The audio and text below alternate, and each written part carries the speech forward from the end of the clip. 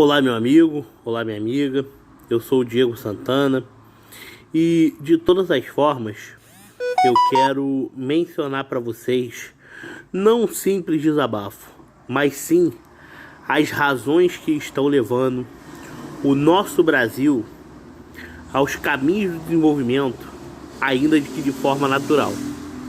Tenho acompanhado algumas matérias em jornais sobre encolhimento do PIB, desconfiança dos investidores, e isso acaba se tornando uma brecha para que os opositores do governo sempre visualizem tais fatores como um motivo para se dizer que a popularidade do presidente está em baixa e a confiança do ministro Paulo Guedes numa queda cada vez maior. Ora, então quem tem confiança, de fato, meus amigos, no mercado internacional é Guido Mantega, é Pedro Malan, é Joaquim Levy, ou até mesmo Antônio Palocci, que ajudou diretamente a manipular a realidade brasileira e forjou um pagamento da dívida externa que nunca existiu, tanto que hoje nós vemos o estouro da dívida chegando a ponto de uma moratória, aonde o FMI ainda menciona fatores que envolvem o crescimento ou não crescimento do Brasil. E se nós crescermos 2% ou perto disso esse ano, temos que agradecer a Deus, por uma razão simples, porque a herança maldita deixada por governos de esquerda levaram o nosso Brasil ao colapso, à quebrada da indústria, à recessão, o desemprego, aparelhamento das repartições públicas e, acima de tudo, não controle do governo com os gastos públicos. Ou seja, as reformas hoje estão paradas, mas estão paradas por uma razão muito simples, que deputados do chamado Centrão na Câmara querem fazer a política do toma lá da cá. E a grande verdade das divergências que existem entre governo e Congresso é porque o Congresso quer o velho diálogo. Só que vamos falar um pouco até a língua dos velhos políticos. Eles alegam que a política é uma troca de favores. Porém, eu pergunto a todos vocês, quais favores o nosso presidente da República devem a todos os deputados da velha e da nova guarda? Sua maioria elegeu-se em cima da onda Bolsonaro. Inclusive figuras do Centrão abriram mão de fazer campanha para seu candidato, que era Geraldo Alckmin, da velha guarda tucana, para herdarem um pouco eleitores bolsonarianos.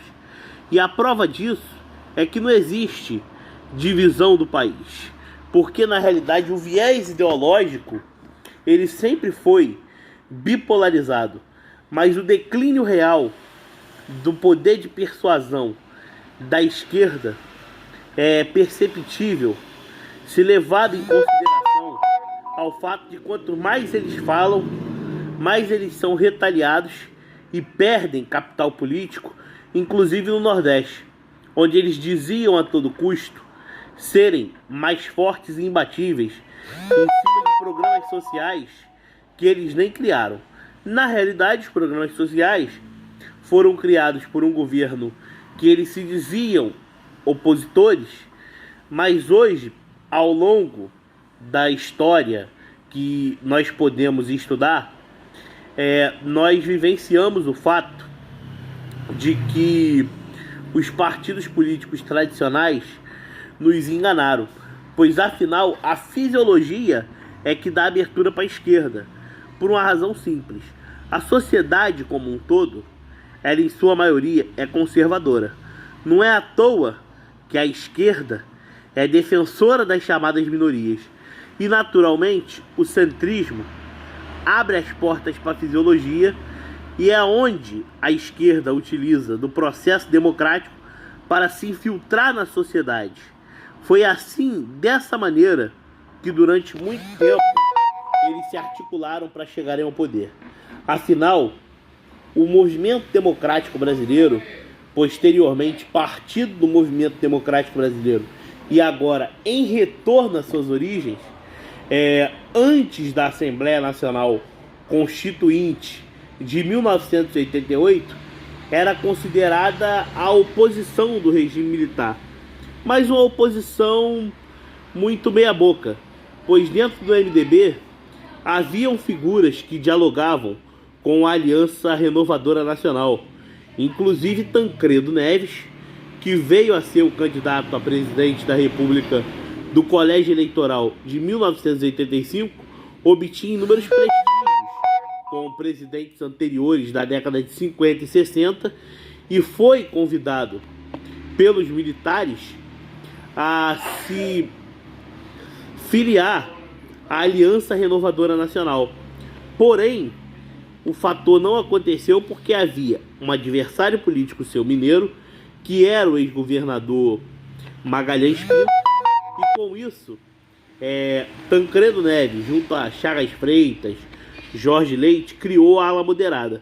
E essa ala moderada, durante o período de transição política do regime chamado ditatorial, na verdade era um regime militar, de restrição à imprensa e o uso persuasivo da mídia contrária ao governo, criou-se o Partido Popular, que era justamente da ala moderada. Porém, com a não permissão da coligação, o mesmo Partido Popular veio fundir-se ao PMDB.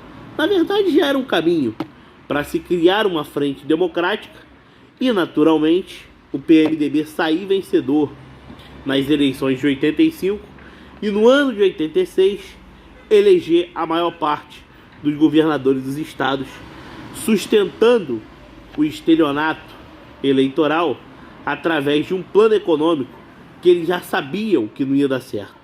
Ou seja, essa foi a conjuntura política implantada pós-regime militar de democracia disfarçada.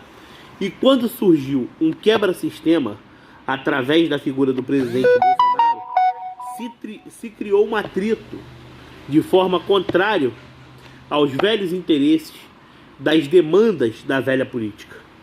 E por esse motivo, reformas estritamente necessárias para o bom funcionamento da máquina pública e para a economia não estão sendo aprovadas. Pois, afinal, a reforma administrativa ela precisa passar na Comissão de Constituição e Justiça. E, naturalmente, partidos membros do Foro de São Paulo ou partidos da chamada extrema-esquerda irão fazer essas retaliações.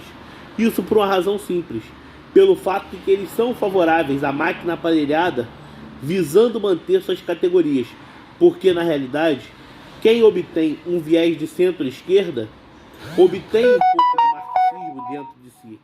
E naturalmente o capital estatal é uma grande bandeira que eles sempre levantaram.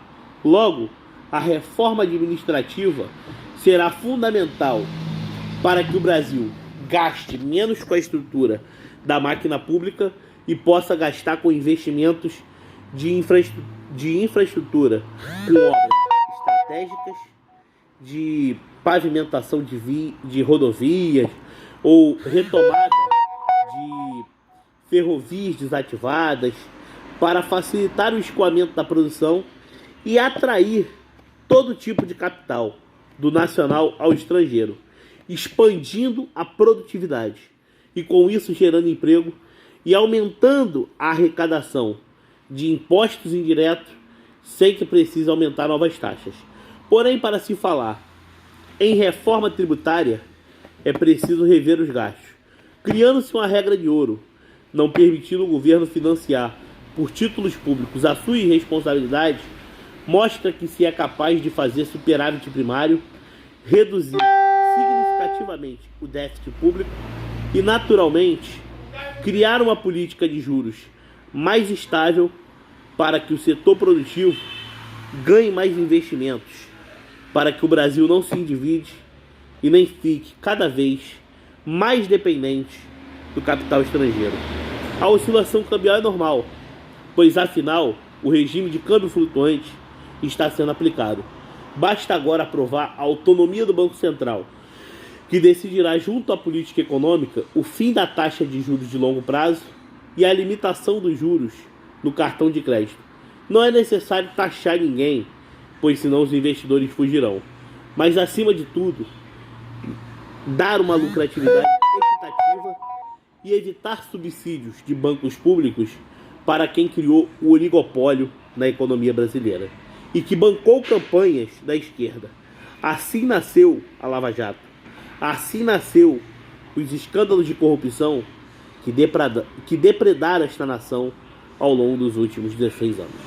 Um grande abraço, eu sou o Diego Santana, um bom dia para você e eu conto com você para compartilhar esse vídeo e que Deus abençoe vocês.